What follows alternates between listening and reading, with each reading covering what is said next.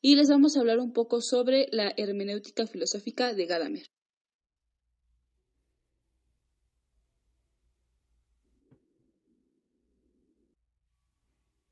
Para empezar, hablaremos un poco sobre quién fue Gadamer. Hans Georg Gadamer fue un filósofo alemán, especialmente conocido por su obra Verdad y Método y por su renovación de la hermenéutica.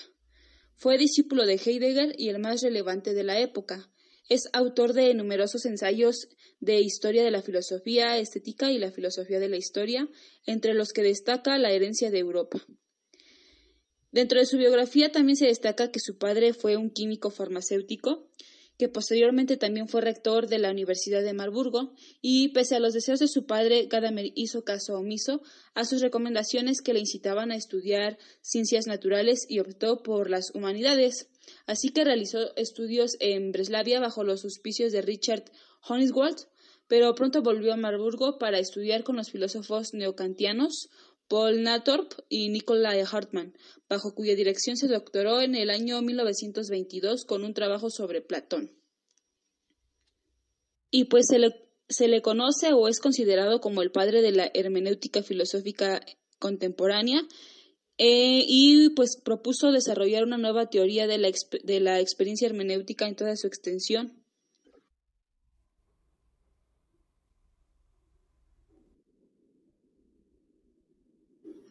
Y pues con esto él sostenía que la interpretación debe evitar la arbitrariedad y las limitaciones surgidas de los hábitos mentales. Se centraba más su perspectiva en las cosas mismas y en los textos. Afirmaba que pues siempre que nos acercamos a un texto lo hacemos a partir de un proyecto con alguna idea previa de lo que allí se dice, y que a medida que profundizamos la lectura, pues este proyecto va variando y se va reformulando según la lectura, y pues nos va confirmando o alterando nuestra comprensión.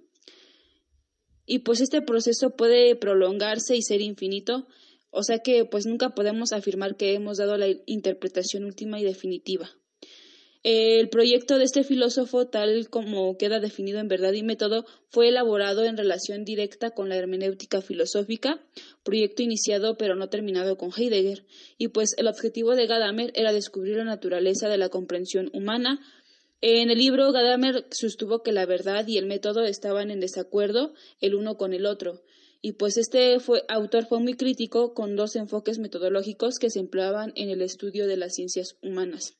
Por un lado, pues el crítico con sus enfoques modernos que buscaban modelar el método de las ciencias humanas al método científico, y por el otro, pues su método tradicional de las humanidades tenía un enfoque que hacía un explícito en la obra de Dilthey, quien creía que para lograr una interpretación correcta de un texto era necesario pues desentrañar la intención original que manejaba el autor cuando lo escribió.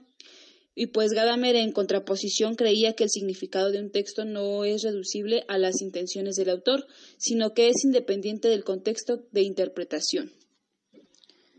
Por lo tanto, se puede decir que la hermenéutica filosófica es el arte del entendimiento, y sus características fundamentales de la hermenéutica filosófica son la existencia y la comprensión. Las ciencias buscan que su método permita que el ser humano tenga una comprensión de sí mismo.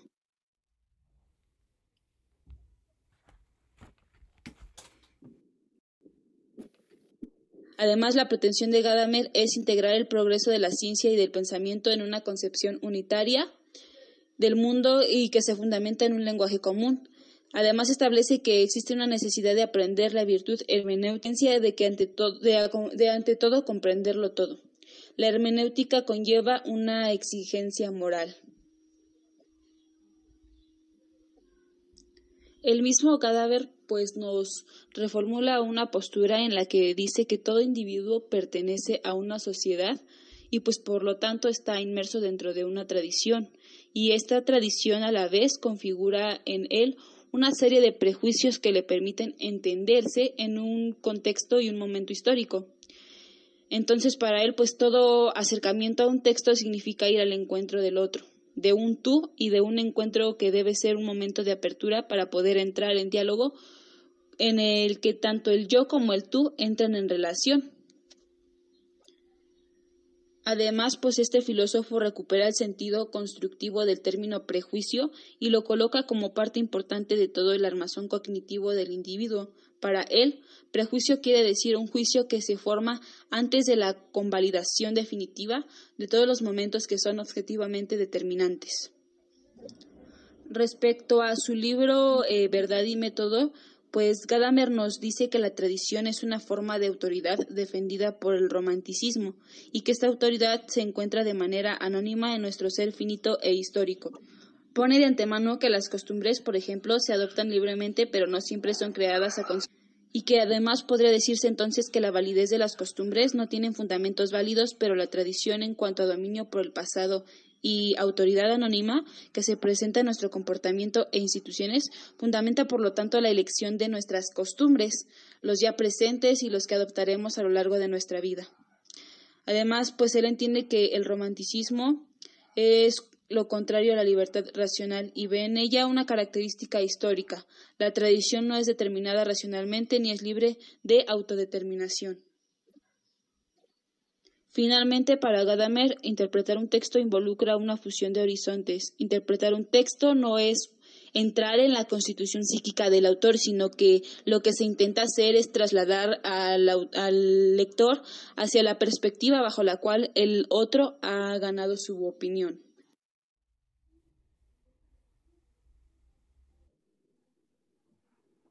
Él también habla sobre cómo acceder a la propia morada y un temor de Gadamer era la posibilidad de que la especialización y toda lo que significaba vivir en un mundo tecnificado, es decir, con un método científico para todo o muy positivista, impidieran el aprendizaje, impidieran el acceso a lo que él habla o a lo que él llama morada.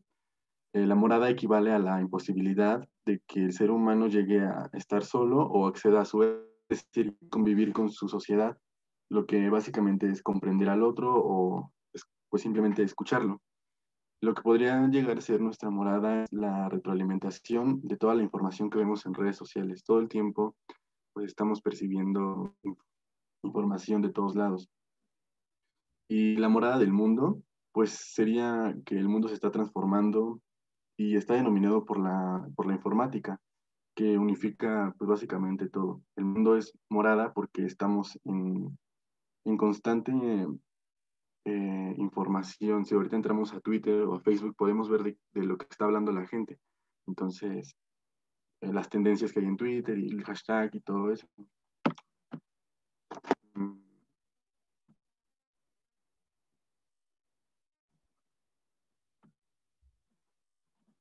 La conversación, el límite y la esperanza. Es aquí donde la conversación y el entendimiento están profundamente relacionados. El diálogo es un método para aprender, según Gadamer, en donde encontramos en el otro algo desconocido para nosotros y que nos lleva a querer seguir escuchando e interactuando con esa otra persona. Pero la conversación en sí pues simplemente es como el primer paso al entendimiento. El vínculo social es mucho más fuerte, ya que podría surgir un diálogo, revele una verdad, pues no absoluta, pero compartida con el otro.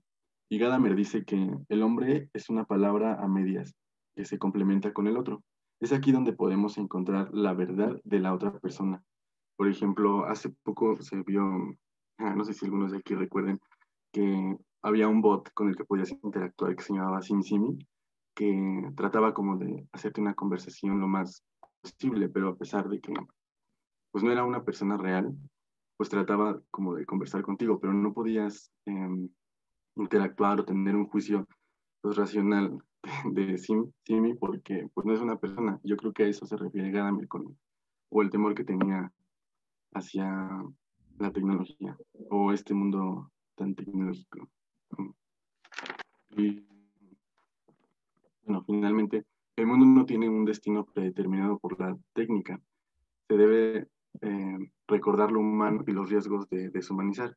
Pero pues no lo sé, digo, tal vez en el contexto en el que estamos viviendo, el Internet de las cosas y toda la digitalización está como en un boom. Entonces el Internet, la publicidad, los estereotipos y pues la concepción de lo estético llevan como a deshumanizar a la población y ya como entendemos que hablar con nuestros amigos o amigas ya no es lo mismo de una manera pues, cibernética, ¿no? A pesar de que a lo mejor ya hacemos fiestas por Zoom o todo eso, pues no es lo mismo que interactuar como de una forma presencial. La solidaridad es el presupuesto básico para la creación de convicciones comunes, para que exista la comprensión, la solidaridad y la unidad entre las personas es necesario escuchar. Y eso sería todo. Gracias. Bueno, ya vimos a dos autores bastante diferentes en el tiempo. Entonces, Gadamer principalmente va a estar escribiendo en la década de los 50 y cuando escribe en la década de los 50 propone esta idea de que la tecnología nos puede separar del otro, la tecnología nos puede separar de las personas y nos puede hacer, como por decir así, más deshumanizadas. Si vimos esta misma idea aparece en Byung-Chul Chan con la idea del dataísmo, que nos dice que ahora somos puros datos, que ya no hay narración y que solamente somos una enumeración de cosas. La filosofía se ha ocupado muchísimo de estos temas y hay autores muy importantes en el campo filosófico como Heidegger, que ya hablaba de esta tecnología y del daño que podía hacernos a los seres humanos, el daño que podía hacernos a la humanidad. Otro pensador que también vimos hace mucho, creo que en la clase número 10, Adorno también tenía la misma idea de que a lo mejor la tecnología también nos podía llevar a una deshumanización. Y entonces esto se ve muy marcadamente desde el punto de vista de la filosofía. Ahorita también estamos viendo un poquito desde el punto de vista de la semiótica ligada a las nuevas tecnologías, que en lugar de tener una visión optimista de la tecnología, ven cómo nos separamos unos de otros, en lugar de acercarnos más y comunicarnos más, cada vez estamos más separados gracias a la tecnología. Bueno, fue la clase del día de hoy, que vimos un poco de Byung Chan y vimos esto que sería algunas ideas acerca de Gadamer.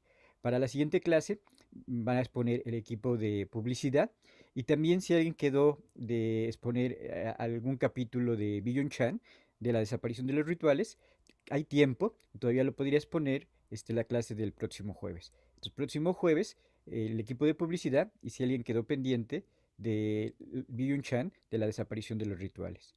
Entonces nos vemos el jueves y que estén muy bien. Vayan seleccionando su fotografía para el trabajo final. Nos vemos el jueves, que estén bien.